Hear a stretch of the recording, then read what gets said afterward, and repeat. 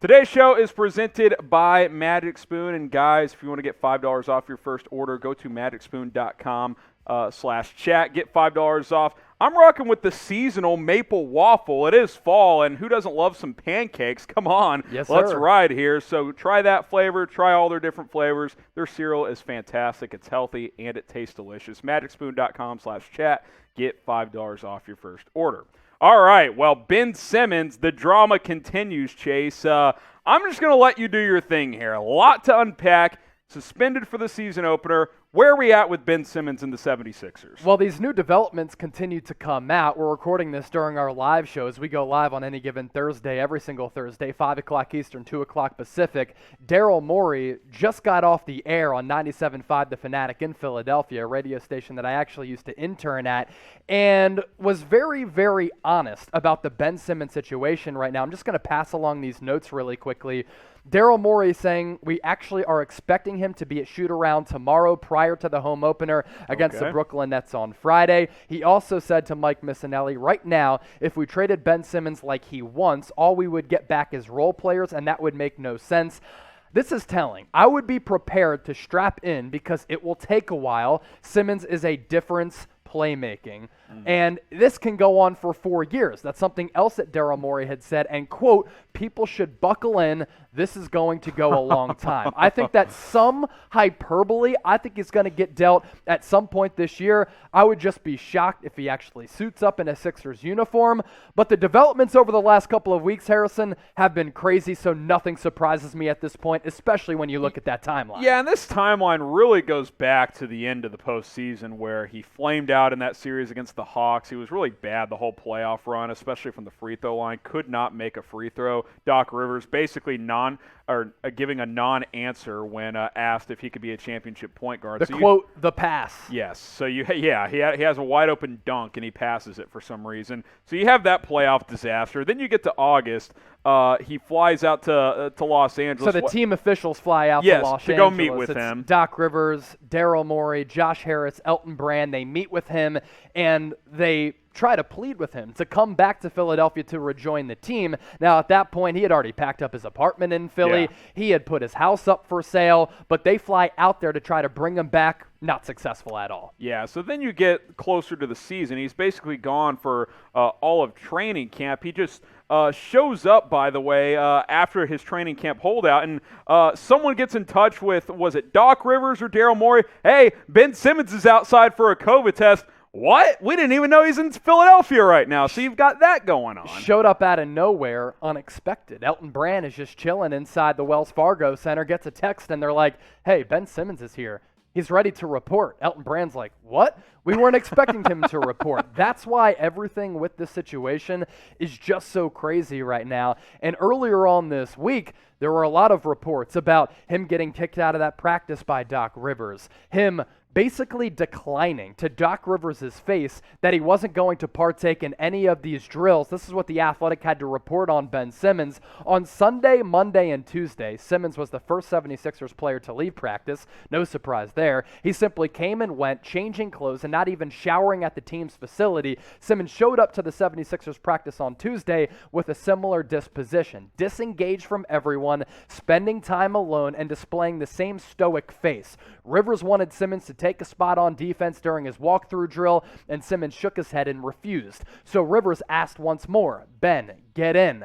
Then basically Ben Simmons said, no. So Doc Rivers said, go home. Now, some more additional reporting to what happened today. This is like middle school, a middle school coach trying to get that kid that's not really sportsy to participate in practice, and he's like, no, I want to go play Xbox. That's what this sounds like. And today he shows up, and the Sixers aren't supposed to have an organized practice because they play tomorrow, but he was supposed to show up, do some individual workouts, and he shows up to the facility, and he's like, you know what? My back hurts. So he gets treatment on that. The Sixers trainers clear him to partake in those drills. Then he just dips and goes home. You know whose back should hurt? Joel Embiid's for carrying Ben Simmons all of last year's playoff run and still almost getting them to the conference finals.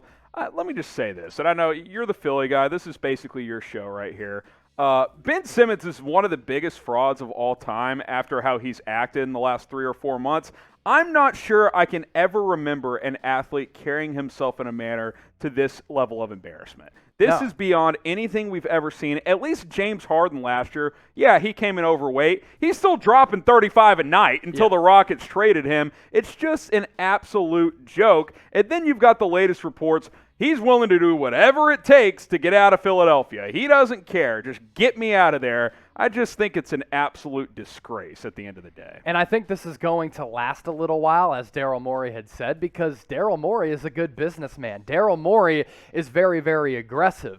He wants an all-star player back, and he had said just moments ago on 97.5 The Fanatic that if we were to trade Ben Simmons right now, the market is so thin that we wouldn't get basically anything back for a player who first team all defense the last 2 years and has made it to 3 all-star games. And I understand, because I hail from this area, that Philadelphia isn't the easiest place to play. But I thought the center for the Philadelphia Eagles, Jason Kelce, said it best today when he basically said and took a direct shot at Ben Simmons, saying, all you have to do is hustle and give effort. Never come up with excuses. Own up to your mistakes and just try to be the best player that you can be. Ben Simmons has never done that. And instead of being fearless,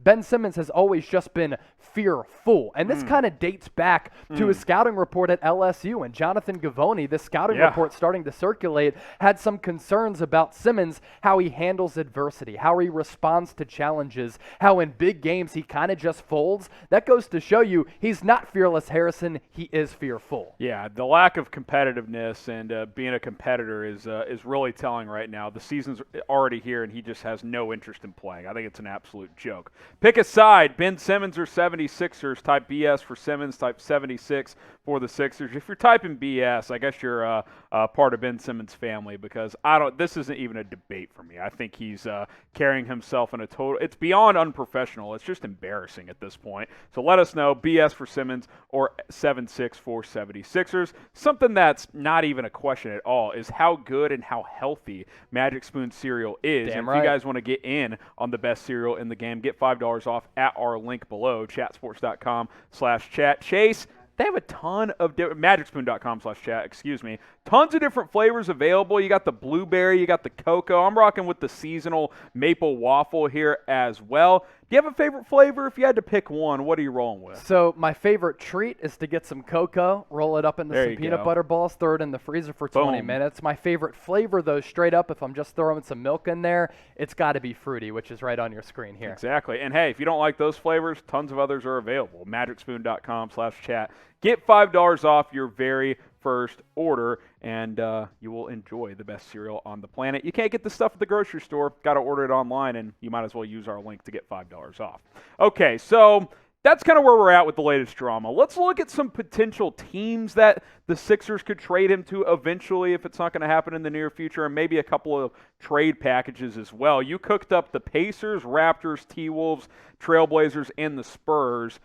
Any reason why these teams specifically? There's a big reason why these teams are on this list, because these are a lot of the teams who have been engaged in some of these Ben Simmons trade talks over time. And when you look at the landscape of these individual rosters, all of these organizations have players that they could send back for Ben Simmons that are salary cap matchers. So the Pacers have been involved in some of these discussions throughout the last several months. So too have the Toronto Raptors, T-Wolves, Trailblazers, Spurs, all for different reasons, including different trade packages, but all are pretty intriguing packages. So I went into the ESPN trade machine and I did cook up a bunch of different trade ideas. We're going to relay some of them to you and then also react to some of these trades that I think realistically could happen and make sense for Philadelphia. So the number one trade idea that we're bringing to you, the Sixers would receive Domantas Sabonis, who was an all-star last year, very underrated, very good player, as well as Karis LeVert, who gives you a scoring option at the wing, and then the Pacers would get Ben Simmons. This works from a financial standpoint, Harrison.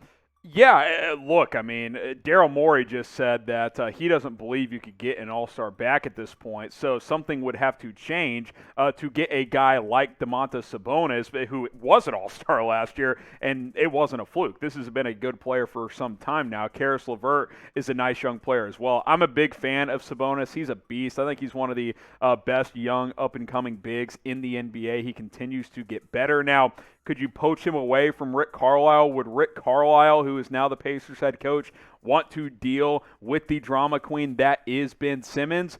I don't know. I think that's a fair question to be asked. I think the package makes sense if you're getting max value or close to it for Ben Simmons. Would Indiana take that right now? Probably not. You'd have to probably get closer to the trade deadline, but I think from pure value, that could be a possibility. Let's take a look at the second trade you cooked up. Yeah, trade idea number 2, it's a player-for-player swap. Toronto has been flirting with trading away Pascal Siakam for a long time. Their salaries are almost identical.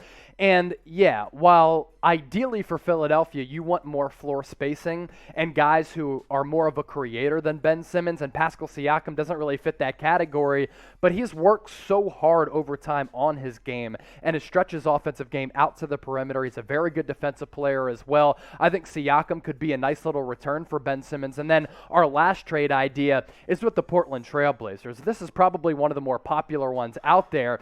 It does not include Damian Lillard, though. Instead, it would include C.J. McCollum, former 76er Robert Covington, a.k.a. Rocco going back to Philly, as well as Nasir Little and Larry Nance Jr. There's been a lot of conversation about Nasir Little having a breakout campaign, so that could be a good haul for Philadelphia. The Blazers then receive the monster salary of Ben Simmons as well as Tobias Harris Big to contract. make up for some of those contracts that you're absorbing, and the Blazers would also get Shake Milton. So here, Philadelphia is getting a playmaker at the end of shot clocks, the end of games in C.J. McCollum, a 3-and-D guy in Covington, and then 2 very good complementary pieces in Little and Nance. What are your thoughts on that one? I mean, I've always been a big fan of McCollum. Now, I've become lukewarm on him next to Damian Lillard. I think that duo needs to be split up, so this could end up being a win-win. I like getting Covington back, too, because obviously, as much as we're bagging on Simmons, you're going to miss his defense if you trade him. So you get some of that back with a guy like Rocco, who's an excellent defender, can also shoot the 3-ball as well.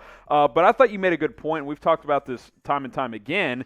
The Sixers in crunch time, sometimes you just need a dude that you can give the ball to at the top of the key and say, hey, go get us a bucket or go create a play for us. C.J. McCollum can do that. You can't really put Joel Embiid 30 feet from the basket consistently. Sometimes you can, but consistently and say, hey, go win a game for us. C.J. McCollum can do that, though. Is he a number 1? No. But can he be a closer? I think so, especially you pair him next to Joel Embiid.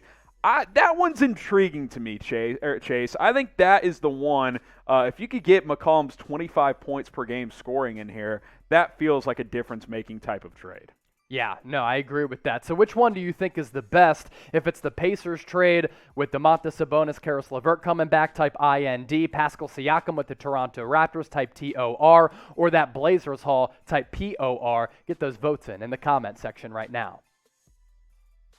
Some drama around Marvin Bagley as well. Obviously, Ben Simmons creating all of the headlines, Chase. But let's talk Bagley now, who is not in the Kings rotation despite being the number 2 pick just a few years ago. It's amazing how quickly this has kind of fallen apart for Bagley in Sacramento. His Kings career has fizzled basically before it ever even started. Now, he was the number 2 pick in that 2018 draft, right after DeAndre Ayton, and ahead of Luka Doncic, as well as Trae Young. That's just a classic Sacramento Kings pick. Now, I still think the guy can play, but his career in Sacramento has gotten off to a bad start. So bad that I actually kind of feel bad for him. Not in this Kings rotation. And his agent, Jeff Schwartz, not happy about that at all. He issued this statement, which was a direct blow right toward Sacramento, saying this: Sacramento has informed Marvin Bagley he is not in the opening night rotation, which is completely baffling. It's clear they have no plans for him in the future, and yet they passed on potential deals at last year's deadline and this summer based on quote-unquote value. Instead, they chose to bring him back but not play him, a move that completely is contradictory to their value argument. And I actually agree. I don't often side with agent talk, but Bagley's just got to get out of Sacramento, and they have to get rid of him because they're not using the dude. Yeah, if you're not playing him, this is not the what's his name was doing with Simmons, because Simmons obviously Simmons would play if he would stop acting like a baby. Like if he went to the Sixers tomorrow and said, "Hey, I still want to be traded, but I'm ready to work," he would be in the starting lineup tomorrow night. Yeah. But that's not the situation. Bagley, who, say what you want about him, Chase, he's averaged 14 and 8 in his career. Yeah, it's not like bad. he's been awful. Now, has he been worthy of the number 2 pick, especially in that draft class? Absolutely not. But he can't play 20 minutes off the bench for the Sacramento Kings. Like, I don't get this whatsoever. If I'm him, I'm demanding a trade immediately because he's on a contract year, set to be a free agent after this year. It doesn't help him or, quite frankly, Sacramento at all to keep him hanging around this year. He needs a fresh start. He needs new scenery because I think this guy can play. Now, he's brutal defensively, but there's a lot of bigs in today's NBA that don't defend very well, and they're still very good players. He can score around the basket. He's inconsistent as a jump shooter, but he has good form. I think that can improve. You got to get him to an organization that is willing to play him and help him grow. And clearly that's not going to be the Sacramento Kings. So I actually agree with Jeff Schwartz's logic. Either play him because you think he has good value or trade him because you think he has good value. Doing neither makes no sense. Yeah, you're just going to ruin the confidence of a young player who you selected number 2. Obviously, you were high on at the time. Can you just do him a favor and get him out of Sacramento? It's doing him no favors, and it's doing yourself no favors. You're not going to pay him. At least try to get something back. Yeah, get a player and a second-round pick The back. more you hold him out of the lineup, the more his value diminishes. Yeah, it doesn't make any sense whatsoever. So what's the best destination for Marvin Bagley III? Let us know down in the comments and get your votes in.